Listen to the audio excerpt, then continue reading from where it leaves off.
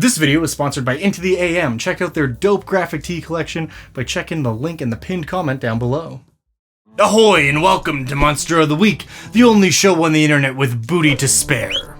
I'm not doing the pirate voice for this whole video. I think we can all agree that's for the best. But what I am doing for this entire video is telling you all about one of the most fun RPG monsters I've come across in quite some time. Because I feel like the last few monsters we've talked about have just been complete nightmare fuel, so I figured it's time we give ourselves a little break. Talk about something nice for once in a while, something whimsical, something that doesn't inspire actual nightmares. I am genuinely stoked to lighten the tone and tell you all about a monster that actually brought a smile to my face when I first read about it. The bottled ARMADA. I know I usually do my little intro and then lead into the part of the video where I tell you all about the creature, but this one I figure might take a little bit of explaining because it's not immediately clear what you're even looking at. I mean, it's a ship in a bottle, that much is clear. But today's monster is no ordinary knick-knack. It is the result of a ship in a bottle that has been possessed by a magical force and brought to life. The ship then has a mind of its own and can sail through the air in much the same way a proper ship sails on the waves of the ocean. And when you have a whole swarm of living ships and bottles gathered together, that's when they form an armada. And it's also when you might be in trouble. So as always, today we're going to talk about every bit of lore, ecology, and publication history there is to be found on the bottled armada. And then of course we're going to convert it into D&D 5th edition so you can use it in your D&D campaign. I'm very excited to talk about this monster. It's a lot of fun and surprisingly brutal. Plus I've added a few optional rules I think you're really going to like. So let's set sail and see if we can't find ourselves some treasure.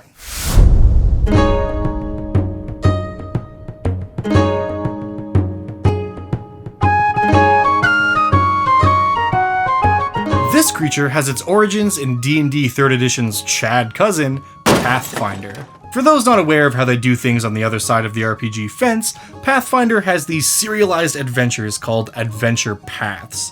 Each adventure path is like a chunk of a larger adventure, the idea being rather than one massive campaign book like we often see in D&D, you get smaller bite-sized pieces of the adventure rolled out over a longer period of time. One such adventure path released in 2012 was called Skull and Shackles, which, as you can imagine, was a pirate-themed adventure.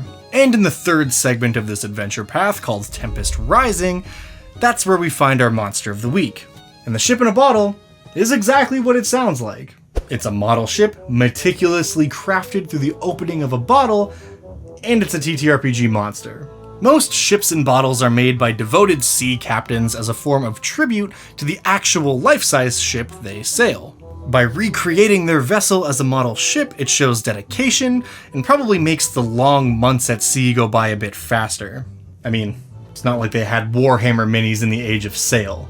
Now, where this impressive, albeit mundane object becomes a monster with stats is a whole different story. The idea here is that on rare occasion, a mischievous water spirit might make their way onto a passing ship and possess the ship in a bottle kept in the captain's quarters, usually turning it into a magical animated object. Once the spirit has taken control of the ship, its essence becomes infused with the model, and a few things happen. For one, little tiny sailors, all aspects of the water spirit, can be seen crewing the ship, swabbing the decks, rigging the sails, and all that other nautical stuff. There's a poop deck joke in there somewhere. The bottle also fills partially with an arcane mist that behaves like water lapping at the ship's hull. And most importantly, the ship, along with its glass bottle housing, gains the ability to fly through the air. And often, the water spirit does this for the sole purpose of harassing the captain of the ship. It will fly towards them, possessing their model vessel, in an attempt to inflict bodily harm on a creature that, as far as the water spirit is concerned, should have remained on land. Either way in this scenario, the water spirit wins, because if it manages to actually kill the ship captain somehow, great. And if it doesn't, then it's presumably caused some damage and forced the landlubber to destroy the model ship they've likely spent months assembling. Basically, water spirits are dicks. However, sometimes the water spirits are forcibly bound to the ship in a bottle through an arcane ritual that has essentially the same effect, except it also charms the water spirit into believing its captor, or someone designated by them, is their admiral. In this case, it will follow them around, taking orders almost like a familiar would, and that's pretty dang cool. But of course, this video isn't just about the ship in a bottle, it's about the bottled Armada.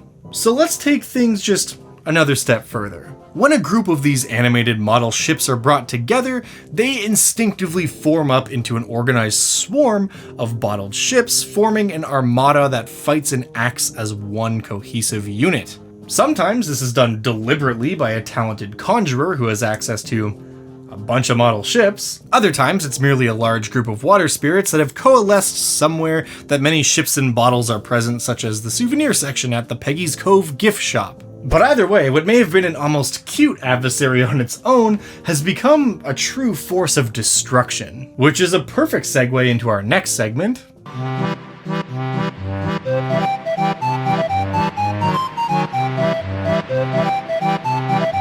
It's just a little ship. What could it possibly do to me? Violence. Violence is what it can do to you. This week, I actually have 2 stat blocks for us, so let's start with the less intimidating one. The ship in a bottle on its own clocks in at a challenge rating of 1. This puts them in the same threat range as a ghoul or a tiger. In other words, it's not a huge threat to a group of adventurers. But if one of these things gets loose amongst a bunch of commoners, say, there's gonna be a few deaths. The ship itself has a flying speed of 40 feet, which means it's pretty fast, and it has flyby as a trait, so it can easily avoid any attacks of opportunity.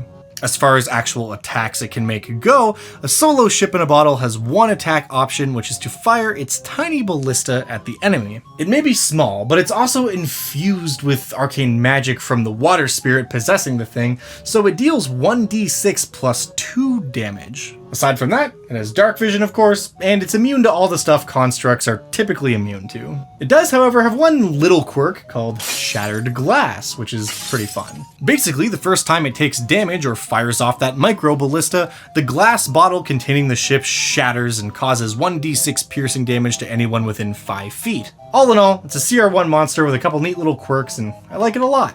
It can make for a great companion to a tougher enemy, or it can provide just a nice little challenge in and of itself. And hey, going up against a few of them at once can actually be kind of tough for a new adventuring group. In fact, if you're facing more than one of them at the same time, say, I don't know, between 6 and 20 give or take, you might find yourself actually facing off against our second stat block, the bottled Armada. Clocking in at a much more lethal challenge rating of 5, you'll find that the bottled Armada does not mess around. For one, there's a bunch more ships involved, so its little ballista attacks are going to cause a bit more damage. Also, instead of just firing off a ballista, the ships can combine their strength to make a ram attack that deals 2d8 plus 4 bludgeoning damage. This of course gets cut down to 1d8 if the Armada is at half its HP or less to sort of signify that some of the ships have been destroyed, but that's no joke. The Armada also gains the Swarm trait, which you've probably seen before on swarms of bats, rats, or gnats. Basically, this just means they can move through enemy spaces and through openings that are large enough for one of the ships and bottles to fit through. And the other major change with our Armada variant is that the shattered glass damage applies not only to the first time the ship takes damage or fires the ballista, but every time they take damage or fire the ballista. The logic here is that there's always going to be at least one ship in the Armada with their bottle still intact, which can shatter upon any unsuspecting foes. But hey, if combat goes for like 20 rounds or more, or you just get to a point where you feel like all the bottles have conceivably been broken, feel free to stop raining shattered glass on your players at any time. Both of these creatures, even the more powerful Armada, are relatively low CR in the grand scheme of things, so combat is going to be pretty straightforward. They'll be flying in and out of range to make attacks with their ballistas, and the Armada will want to make a few ram attacks here and there. But the most important thing, in my opinion, is that you characterize the crews on these little ships. Because to your players, they're going to be fighting off a swarm of annoying constructs. But the water spirits controlling the ships, they're in a life or death fight on the high seas against a nefarious gang of giants. All those little sailor spirits should be bellowing orders, firing their weapons, jeering and unleashing their little battle cries as they ram into their enemies, yelling out cries of revenge when their comrades are smashed to the ground. It's all about the drama, which is yet another dope segue into the final segment of this video.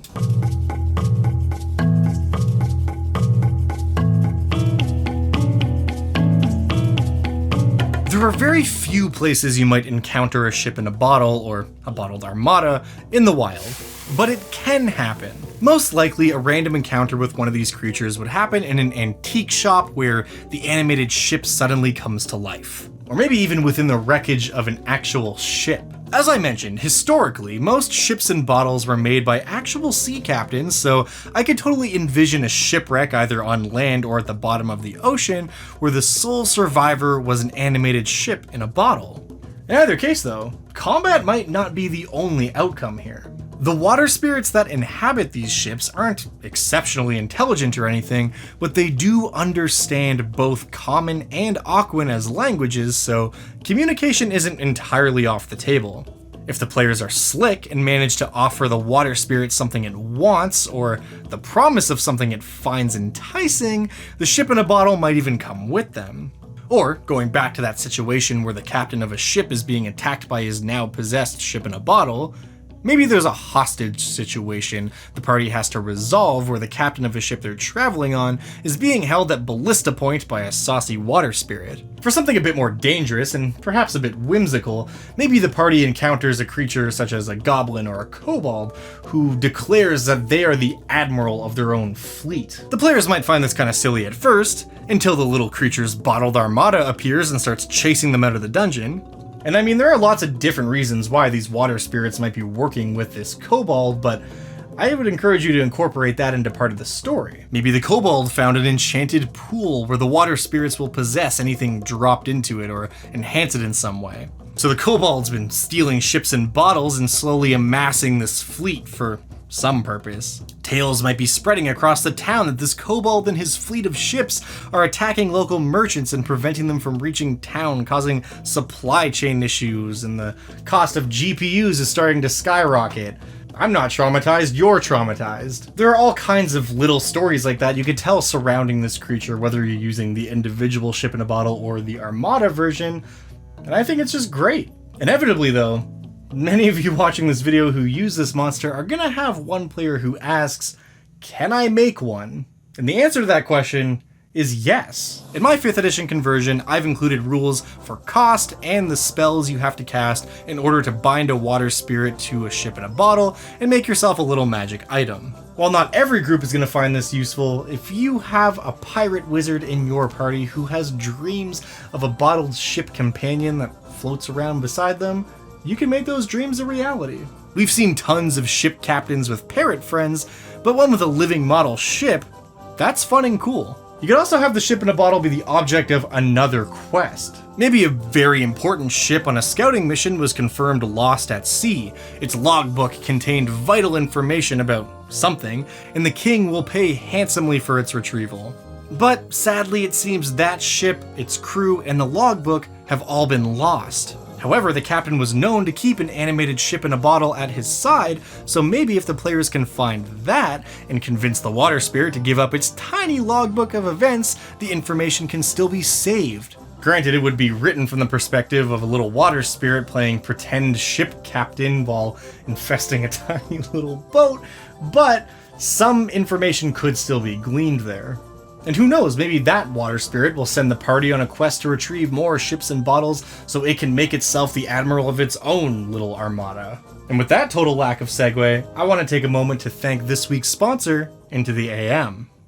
Into the AM is a clothing brand that specializes in graphic tees like the one I'm wearing right now, and other expressive clothing. Their stuff is super unique, and if you regularly watch my content, you will definitely have seen me wearing their clothes in the past. All their stuff is really high quality, comfortable, and they just got a bunch of new designs in stock. They have a dope selection of brand new printed tees in store right now, and if you use the discount code DUNGEON at checkout, you get an extra 10% off just for being part of the community. And if graphic tees aren't really your thing, they do have a sweet collection of basics too, from t-shirts to joggers. In fact, they just got some new button-down v-necks in their basic line, which is like my favorite kind of shirt. I genuinely love their clothes, and it's awesome that they want to sponsor my videos. So do yourself a favor, check them out. They are a certified Dungeon Dad approved brand. If you do want to check them out, all you need to do is click on the link in the pinned comment down below, and it'll take you right over there. So once again, thank you so much to our sponsor for sponsoring this video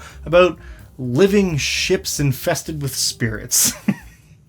I know I've said this a bunch already throughout the video, but ultimately I think the bottled Armada and its less daunting solo counterpart are just joyous monsters. They're just fun little guys, and I personally am very excited to use this in a D&D game. It's just a fun concept, and I guarantee your players will be into it, whether they're battling against it or building one to act as a little companion. I want to give a big shout out to all the patrons who make this show possible, and a special shout out to our patron of the week. This week's randomly selected patron is Star Knight 75. Thank you so much for all your support and for posing in this Van Gogh painting. It definitely wouldn't have been the same without you. And thank you for watching. As always, if you do want to use this monster in your D&D campaign, linked in the description down below is a 5th edition conversion of this monster in the form of a Google document which contains all the information you need. And if you are one of my lovely patrons over on the Patreon page, you can find the high-res PDF stat block with the new original artwork done by the ever-talented Tam this week. Thank you so much, Tam, by the way, for doing that artwork. You did an amazing job. And it's just like a little fancy thing that you can bust out at the table. Help support me, help support the content. You get a neat stat block. I'm sure you've heard this spiel 1,000 times and you're sick of it. You know the deal. And if you are new here, please consider subscribing. Helps me out a bunch. Helps get more monsters into your sub box every week. Win-win situation. We all walk away happy with traumatized players. Although this week's monster wasn't really that traumatizing. Honestly, I just think it's cute. It's a cool monster. I'm excited to see what stories come out of this creature. I was just flabbergasted when I saw this. And if you want to be on the flabbergasting end of that situation, please let me know in the comments down below if there's a monster from a previous edition of D&D or another tabletop game. As you saw today, we do cover monsters from Pathfinder and other games. I mean, it's usually Pathfinder when we venture outside of D&D, but we've done stuff from Numenera and other games in the past. So, let me know. We also have a monster suggestions channel over on Discord where you can do that same thing. Let me know and the monster will be added to the list, and who knows, you might just see it show up in an episode of Monster of the Week. It's 3 a.m. It's 36 degrees in this room, so I'm going to sign off now, turn off all these hot lights, and go to bed. Summertime was a mistake. I'll see you in the next one. Till then, guys.